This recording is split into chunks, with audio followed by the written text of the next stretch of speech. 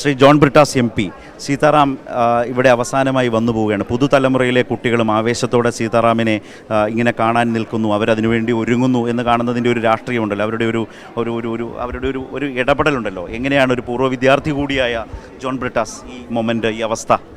5-6 പതിറ്റാണ്ട് കഴിഞ്ഞിട്ടും സീതാറാമിൻ്റെ യഥാർത്ഥത്തിൽ അദ്ദേഹത്തിൻ്റെ സ്മരണകൾ ഇപ്പോഴും ഇവിടെ നിറഞ്ഞു നിൽക്കുന്നുള്ളതാണ് അതിൻ്റെ യാഥാർത്ഥ്യം.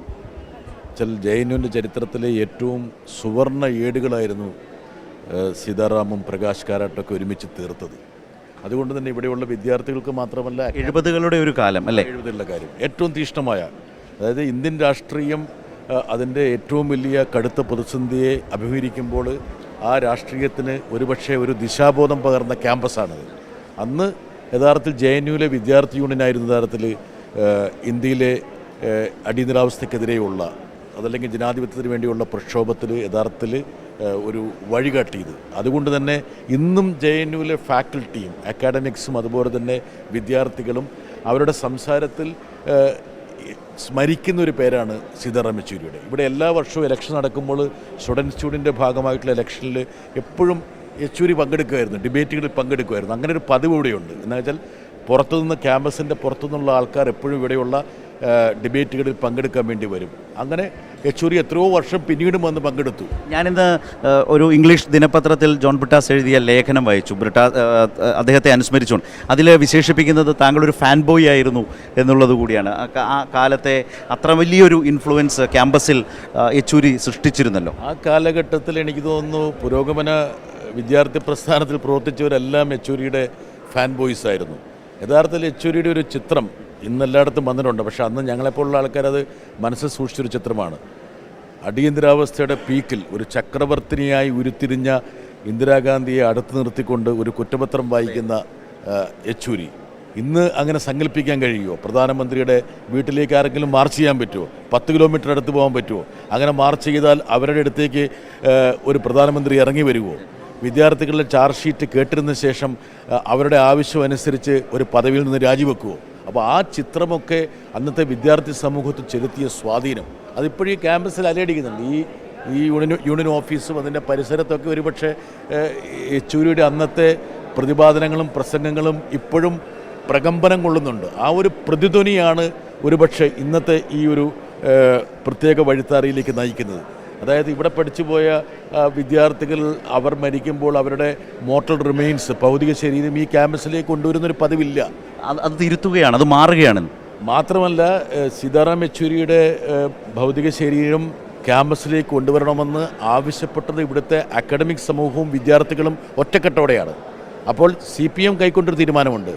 കൊണ്ടുവരുന്നതിൽ ബുദ്ധിമുട്ടില്ല, പക്ഷേ ഇവിടുത്തെ അഡ്മിനിസ്ട്രേഷൻ, ഇവിടുത്തെ വൈസ് ചാൻസലറും അതുപോലെ ഇവിടുത്തെ സംവിധാനവും അതിന് ഓക്കെ ആയിരിക്കണം. രണ്ടാമതൊന്നും ആലോചിക്കാതെ യഥാർത്ഥത്തിൽ ഒരു ഇടതുപക്ഷ വിരുദ്ധ ഭരണ സംവിധാനമാണ് JNUവിലുള്ളതെങ്കിൽ പോലും ആ സംവിധാനം സീതാറാം യെച്ചൂരിയെ ഇവിടെ അവസാനമായിട്ട് വരണമെന്ന് ആഗ്രഹിച്ചു. അത്രത്തോളം സ്വാധീനം അദ്ദേഹം ഈ ക്യാമ്പസിൽ ചെലുത്തി എന്നുള്ളതാണ് ഏറ്റവും പ്രധാനപ്പെട്ട കാര്യം. ഇതിൻ്റെ ഒരു വല്ലാത്തൊരു ആവേശം അല്ലെങ്കിൽ ഒരു കാഴ്ചയുടെ രാഷ്ട്രീയ തലമൊക്കെ രാജ്യമെങ്ങുമെത്തും, യാതൊരു സംശയവുമില്ല. അപ്പോൾ ഇന്ത്യൻ വിദ്യാർത്ഥി രാഷ്ട്രീയത്തെ സംബന്ധിച്ച അവിസ്മരണീയമായ ഒരു പേരായി ചരിത്രത്തിൽ രേഖപ്പെടുത്തപ്പെടുകയാണോ സീതാറാം യെച്ചൂരി എന്നുള്ളത്? സ്വാഭാവികമായിട്ട്. എന്നാൽ കാരണം വെച്ചാൽ ഈ ക്യാമ്പസിലേക്ക് യെച്ചൂരി തിരിച്ചു വരുമ്പോൾ യെച്ചൂരി പ്രദാനം ചെയ്ത ആശയങ്ങൾ അടിവരയിടപ്പെടുകയാണ്. അത് മാത്രമല്ല, അന്നൊക്കെ യെച്ചൂരിയെപ്പോലുള്ള ആൾക്കാർ നേതൃത്വം നൽകിയിട്ടുള്ള പ്രക്ഷോഭങ്ങൾക്ക് പ്രസക്തിയുണ്ട്. ഇന്നിവിടുത്തെ വിദ്യാർത്ഥി യൂണിയൻ്റെ പ്രവർത്തനം തന്നെ പലപ്പോഴും നിരോധിക്കപ്പെട്ട അവസ്ഥയിലാണ്, അല്ലെങ്കിൽ ഭാഗികമായിട്ട് സ്തംഭിക്കപ്പെട്ട അവസ്ഥയിലാണ്. ഇവിടെ പ്രക്ഷോഭത്തിൽ പങ്കെടുത്തു കഴിഞ്ഞാൽ നിങ്ങൾക്ക് 20,000 രൂപ പെനാൽറ്റി കൊടുക്കേണ്ടി വരുന്നു. ഇവിടുത്തെ നിങ്ങൾ കാണുന്ന തൊട്ടടുത്ത ഹോസ്റ്റലുകളിലൊക്കെ ചില സമയങ്ങളിൽ നിങ്ങൾക്ക് നോൺ വെജിറ്റേറിയൻ ഭക്ഷണം പോലും കഴിക്കാൻ കഴിയില്ല. തുറന്ന ഒരു വിഷയത്തെക്കുറിച്ച് ചർച്ച ചെയ്യാൻ പറ്റില്ല. അപ്പോൾ യെച്ചൂരി പ്രദാനം ചെയ്തിട്ടുള്ള ആ ഡിസൻറ്റിൻ്റെ പ്രസക്തി, വിയോജിപ്പിൻ്റെ പ്രസക്തി, അതല്ലെങ്കിൽ ആശയവിനിമയത്തിൻ്റെ പ്രസക്തി, പരസ്പരം കാര്യങ്ങൾ പറഞ്ഞു പോകേണ്ടതിൻ്റെ പ്രത്യേകത, ആ നൈരന്തര്യത്തെക്കുറിച്ചൊക്കെ ഓർമ്മിപ്പിക്കാൻ അദ്ദേഹത്തിൻ്റെ അവസാനത്തെ വരവാണ്. അത് സഹായിക്കുമെന്നാണ് ഞാൻ വിചാരിക്കുന്നത്. ഒരു കാര്യം കൂടി, ഇപ്പോൾ 4 പതിറ്റാണ്ടിൻ്റെ ഒരു അടുപ്പമുണ്ടല്ലോ. ആ ഒരു JNUവിൽ പിന്നീട് വിദ്യാർത്ഥിയായി വന്നപ്പോൾ മനസ്സിലാക്കിയതും അനുഭവിച്ചതുമായിട്ടുള്ളൊരു കാരാട്ട് യെച്ചൂരി ആ ലീഡർഷിപ്പിൻ്റെ ഒരു സവിശേഷതയുണ്ട്. അതിനുശേഷം പിന്നീട് ഒന്നിച്ച് പ്രവർത്തിക്കുന്ന കാലം മാധ്യമപ്രവർത്തകൻ എന്ന നിലയിൽ മനസ്സിലാക്കുന്നു. അതിനുശേഷം പാർട്ടിയുടെ ജനറൽ സെക്രട്ടറിയായി പ്രവർത്തിക്കുന്ന ഒരു തലത്തിൽ സീതാറാം യെച്ചൂരി അറിയാം. ഈ കാലയളവിലൂടെ വരുന്ന അദ്ദേഹത്തെ JNUവിൻ്റെ ഈ യൂണിയൻ ഓഫീസിൽ നിന്ന് പഴയ JNU വിദ്യാർത്ഥിയായ ജോൺ ബ്രിട്ടാസ് ഏത് നിലയിലാണ് വളരെ ക്യുക്കായി ഇതിനപ്പുറം അദ്ദേഹത്തെ സ്മരിക്കുന്നത്, മനസ്സിലാക്കുന്നത്? യെച്ചൂരി എന്നുള്ള വ്യക്തിയുടെ ഒരു ഉരുത്തിരിയൽ, അദ്ദേഹം ഒരു രാഷ്ട്രീയ ജീവിയാകുന്നു, ഒരു രാഷ്ട്രീയ പ്രവർത്തനാകുന്നു, ഒരു രാഷ്ട്രീയ നേതാവായിട്ട് മാറുന്നു. അതൊക്കെ ഞാൻ നോക്കിക്കണ്ടിട്ടുള്ളൊരു വ്യക്തിയാണ്. വെച്ചാൽ അദ്ദേഹത്തിൽ വരുന്ന പല നിലയ്ക്ക് അദ്ദേഹം ഒരു സൗഹൃദത്തിൻ്റെ വലിയൊരു പരിവേഷം അദ്ദേഹത്തിനുണ്ടായിരുന്നു.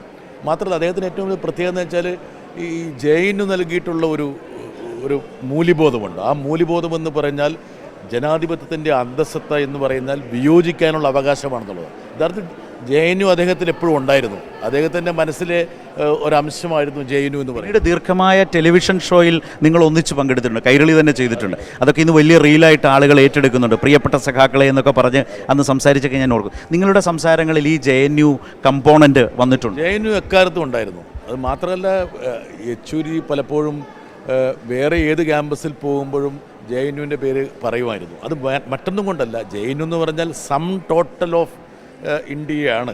അതായത് ഈ ഇവിടുത്തെ പരിഷ്കാരങ്ങൾ യഥാർത്ഥത്തിൽ നമ്മൾ മനസ്സിലാക്കേണ്ട കാര്യം എന്ന് വെച്ചാൽ ഇവിടെ ഈ JNU സ്റ്റുഡൻസ് യൂണിയൻ തെരഞ്ഞെടുപ്പ് അത് യാതൊരു ബാഹ്യ ഇടപെടലുമില്ല. മറ്റു കോളേജുകളിലൊക്കെ അധ്യാപകരൊക്കെ നടത്തുന്നു. ഇവിടെ അധ്യാപകരല്ല, ഇവിടെ ഒരു ഇലക്ഷൻ കമ്മീഷനുണ്ട്. യഥാർത്ഥത്തിൽ കേന്ദ്ര ഇലക്ഷൻ കമ്മീഷൻ ഇവിടുത്തെ ഇലക്ഷൻ കമ്മീഷനെ കണ്ടുപിടിക്കണം. ഇവിടെയുള്ള സീനിയർ റിസർച്ച് സ്കോളേഴ്സ്, ഇവിടെയുള്ള വിദ്യാർത്ഥികൾ തന്നെ അടങ്ങുന്ന ഒരു ഇലക്ഷൻ കമ്മീഷനാണ് ഇവിടുത്തെ തെരഞ്ഞെടുപ്പ് നടത്തുന്നത്.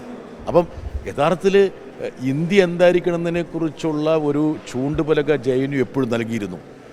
ഇപ്പോഴും യഥാർത്ഥത്തിൽ JNU നൽകുന്നുണ്ട്. ഈ JNUവിൻ്റെ പ്രവേശന സമ്പ്രദായം തന്നെ, അതായത് ഗ്രാമീണ മേഖലയിൽ നിന്നുള്ള ആൾക്കാർ, നിർധന വിഭാഗങ്ങൾ, അവർക്കെല്ലാം പ്രത്യേക പെർസെൻറ്റൈൽ മാർക്സ് ഉണ്ടായിരുന്നു. അപ്പോൾ എല്ലാവരും ഉൾക്കൊള്ളാൻ കഴിയുന്ന ഒരു ക്യാമ്പസായിട്ട് ഇത് ഉരുത്തിരിയണമെന്നുള്ളൊരു ആഗ്രഹം അന്നുണ്ടായിരുന്നു.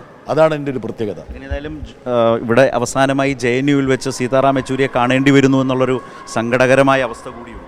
ഒരു വളരെ മനസ്സ് വിങ്ങുന്ന ഒരു സാഹചര്യമാണ്. എന്താ കാരണം വെച്ചാൽ അദ്ദേഹത്തിൻ്റെ അവസാനത്തെ ഒരു സന്ദർശനമാണ്.